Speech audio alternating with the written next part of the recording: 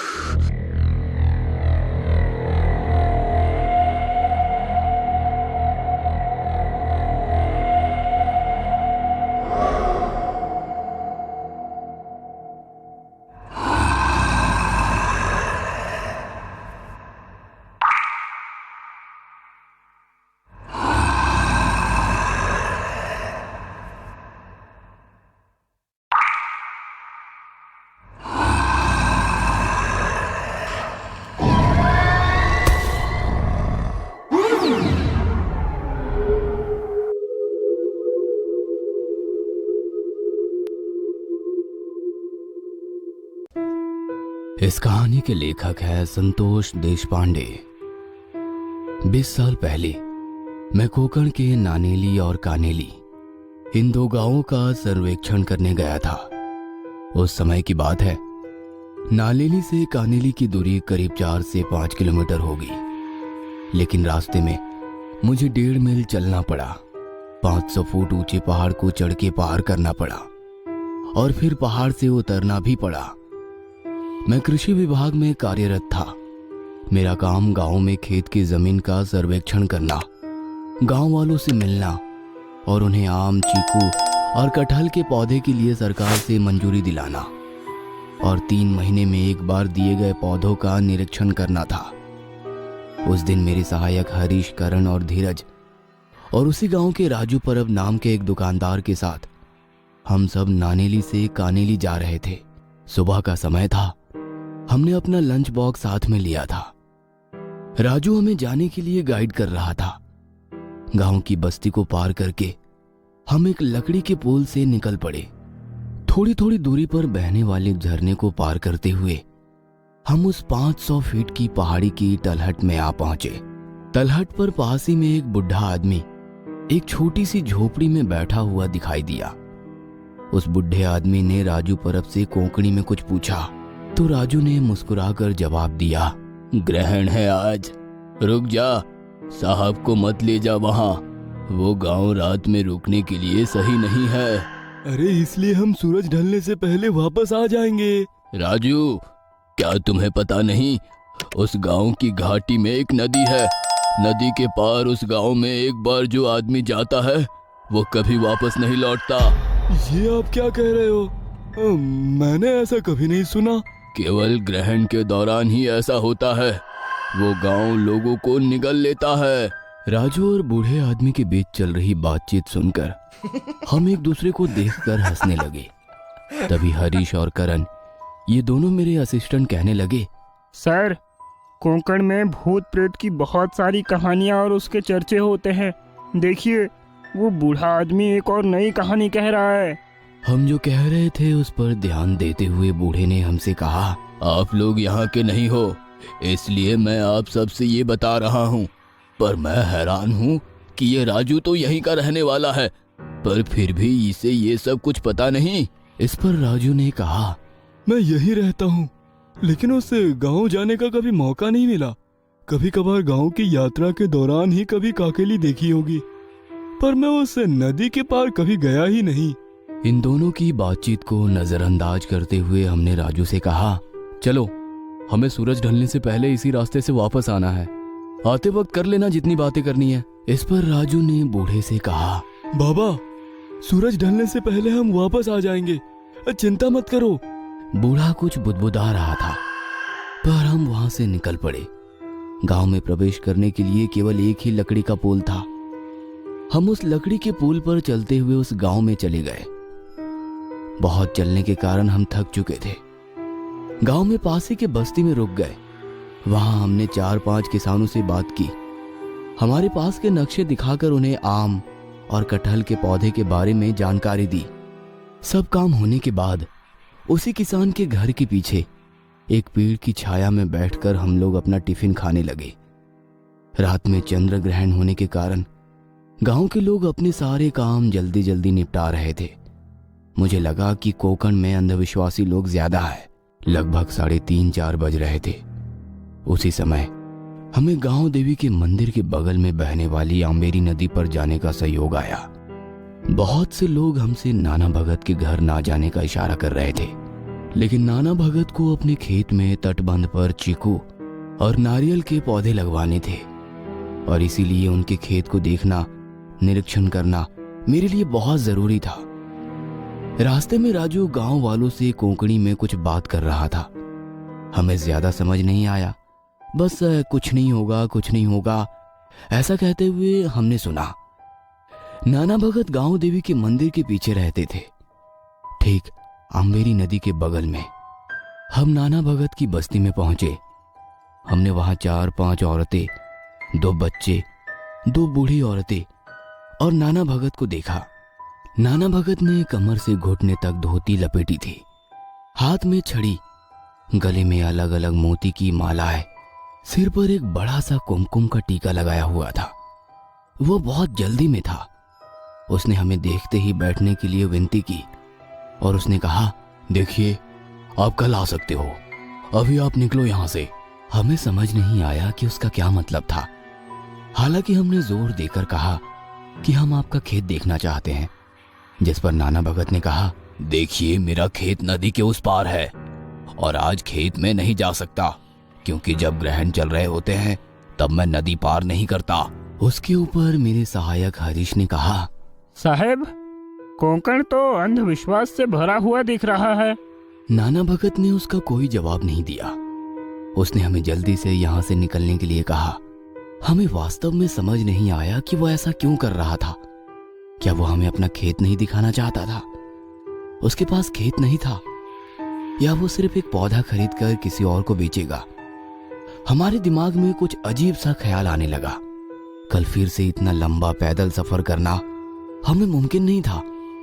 हमने नाना भगत से 10 मिनट में खेत दिखाने का अनुरोध किया और कहा कि खेत देखते ही हम वहां से तुरंत निकल जाएंगे, कल हम वापस नहीं आ सकते।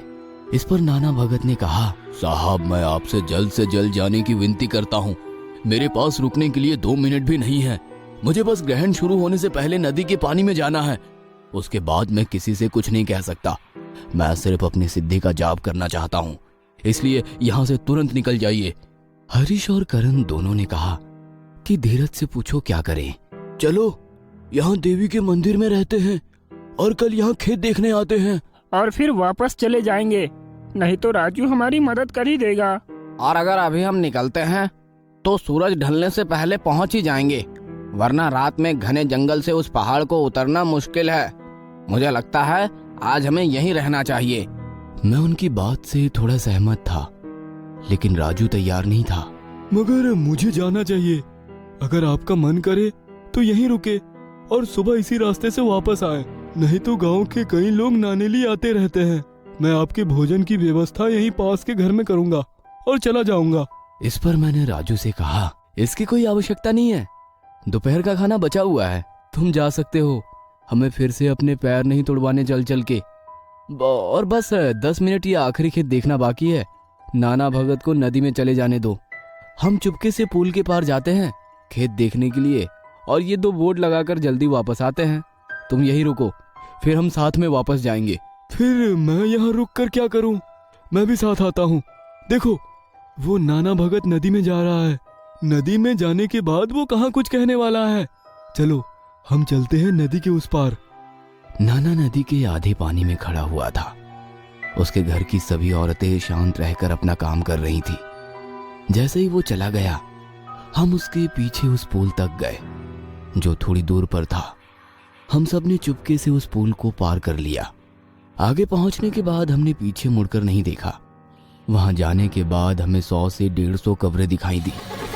हमें लगा कि ये एक कब्रिस्तान होगा और आगे कहीं खेत होगा। कुछ दूर चलने के बाद हमें उस जगह पर एक झोपड़ी दिखाई दी जहां खेत खत्म हुआ था। एक छोटा सा पंप हाउस था जहां हम सब पानी पीने लगे और अचानक सिर में झंझनाहट होने लगी। कुछ भी समझ नहीं आ रहा था कि यह क्या हो रहा है। मेरी आंखों के आगे अंधेरा आ गया। मुझे बस इतना ही याद है, कुछ देर बाद मेरी आंखें खुली, तब मुझे सब कुछ उल्टा दिखने लगा। क्या हमें उल्टा लटका दिया है? मुझे ये समझ नहीं आया। किसी के को जैसी सिसकने की आवाजें आ रही थी। शायद बाहर कुछ चल रहा था। मैं अपने सभी साथियों को उल्टा लटके हुए देख रहा था। हालांकि जैसे मैं कुछ समझ पाता कि मेरे साथ कौन कौन है, तभी एक आदमी अंदर आया और उसके पीछे एक और आदमी भी था। हम सभी को बाहर निकाला गया। एक कुआं जिसके पास 3 या 4 लोग थे, उसमें 3 अधेड़ उम्र की महिलाएं और एक बुजुर्ग महिला बैठी थी। हमें पकड़े हुए 2 आदमी कुएं के सामने वाली आहुति कुंड के सामने ले गए और राजू को उठाकर कुएं के पास ले गए। तब बुढ़िया हाथ में बाल्टी लेकर आई। उसने बाल्टी को कुएं में फेंक दिया। पानी जैसा कुछ उसमें से निकाला और राजू के शरीर पर फेंक दिया। वो लाल खून था। राजू के शरीर पर खून क्यों? इससे पहले कि वो कुछ समझ पाता, 2 लोगों ने उसे उठा लिया और कुएं पर लगे एक लकड़ी के खंभे पर उल्टा बांध दिया। राजू मदद के लिए चिल्ला रहा था। उसकी आवाज बहुत तेज होते जा रही थी। उसी समय हमें किसी के अजीब से गुर्राने की आवाज सुनाई दी।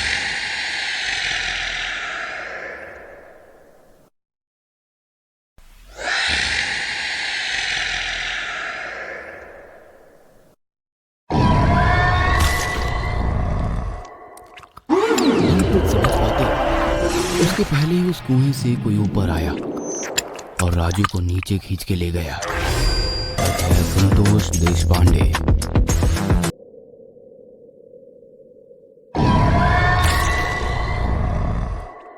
हम कुछ समझ पाते, उसके पहले ही उस कुएं से कोई ऊपर आया और राजू को नीचे खींच के ले गया।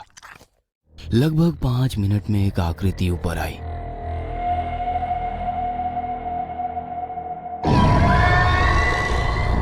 उसने हड्डियों का ढांचा बाहर निकाला और उस अजीबोगरीब आकृति फिर से उस कुएं में चली गई। बुढ़िया ने बिखरी हुई हड्डियों को इकट्ठा किया। अब बूढ़ी औरत ने पुरुषों को इशारा किया और करण को आगे लाने के लिए कहा। वह वापस गई और कुएं से एक बाल्टी खून लेकर करण को नहलाया। करण घबराकर बहुत चिल्ला रहा था, लेकिन बुढ़िया उन्हें देखकर अजीब तरीके से हंसने लगी। अब करण को उन्होंने राजू की जगह पर उल्टा लटका दिया। अब हमें हमारे जिंदा रहने पर शक होने लगा।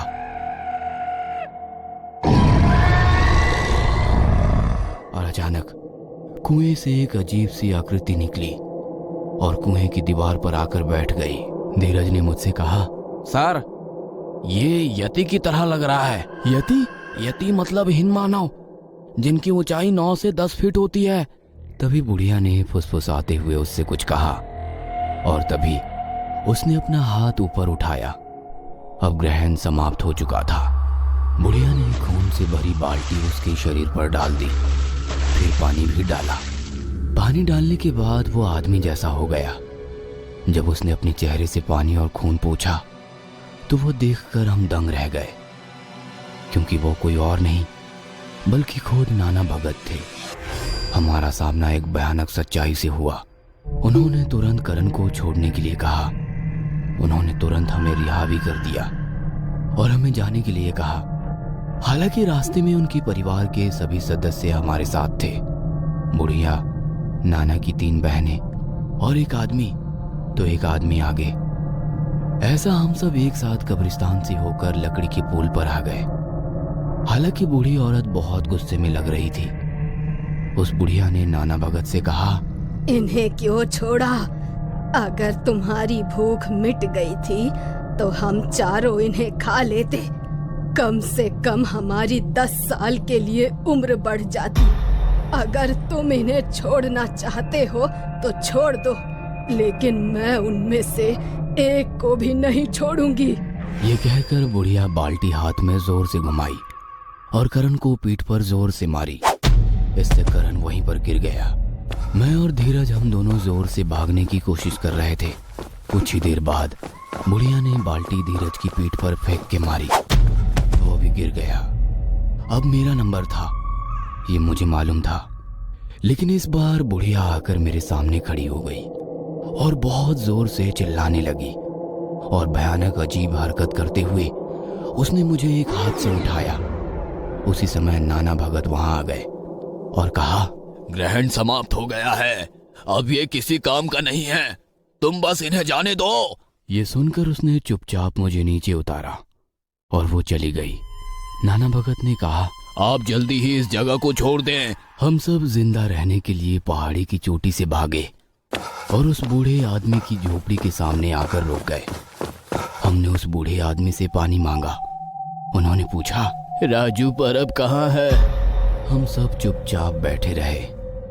एक बार फिर बूढ़े आदमी ने राजू के बारे में पूछा। अब सच बोलने के अलावा कोई चारा ना था। हमने उस बूढ़े आदमी को हमारे साथ घटी घटना के बारे में बताया। तब उस बूढ़े आदमी ने कहा, मैं आप सभी से कह रहा था कि वहां मत जाओ, पर आपने मेरी एक ना सुनी। वो लुम्बिनी की बस्ती है, लुम्बिनी यानी कि मेरे भाई की पत्नी, जिसे वो लुम्बिनी की सिद्धि प्राप्त है। इसे वामन विद्या भी कहते हैं। इस सिद्धि का उपयोग करके वो मानव का रक्त निगलती है और हड्डियों का ढांचा उल्टी करके बाहर निकले। एक बार फिर बूढ़े आदमी ने राजू के बारे में पूछा।